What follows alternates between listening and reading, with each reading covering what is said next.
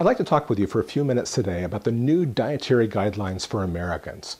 By law, they're updated, revised every 5 years to keep our health moving forward.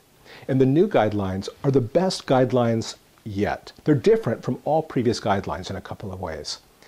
Now, for the first time, they're addressing a nation where most of us, including most children, are undernourished in the U.S. in several key nutrients.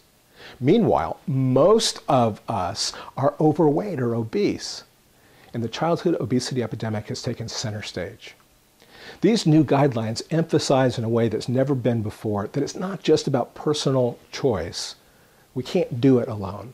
But it's about changing the systems, changing families, changing neighborhoods, changing schools to get the job done together. And that's where the real focus is in this one. One of the most valuable pieces of the new guidelines, though, is the snapshot it gives us of what kids actually eat. What would you guess are the top 3 sources of calories for an average American kid on a typical day? Well, we know the answer now. Number 1, it's refined grain desserts, white flour desserts, cookies, cakes, brownies, that kind of stuff, donuts. Number 2, pizza. And number 3, soda. They have a list of the entire top 25, and it was actually a bit disheartening. The only vegetables in the entire top 25 were French fries and chips.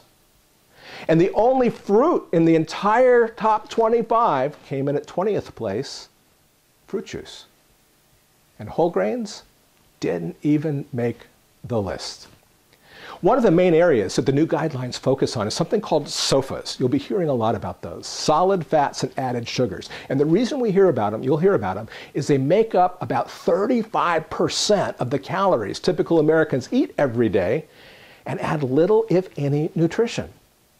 That's a lot of calories for not getting much out of them. So solid fats make up about 19% of the typical diet, and the main sources for kids are white flour desserts, pizza, and cheese. Added sugars make up about 16% of our diet, and the main sources of kids for added sugars, which may be more dangerous even than added salt, are sodas and energy drinks, sports drinks, that group of things, the soft drinks, white flour desserts, and juice drinks. That gives us some things we can target on. One place where I think we have a missed opportunity is these guidelines are aimed at kids age 2 and up. But it's pretty hard to teach kids in the middle part of childhood to radically change their diet. It can be done. But there's something called neophobia, where there's a natural built-in suspicion of new foods.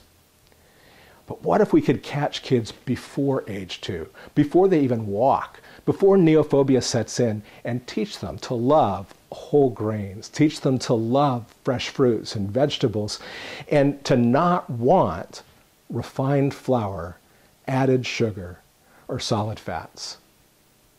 That's my hope for our kids. I'm Dr. Alan Greene, clinical professor of pediatrics at Stanford University School of Medicine and author of Feeding Baby Green, and drgreene.com.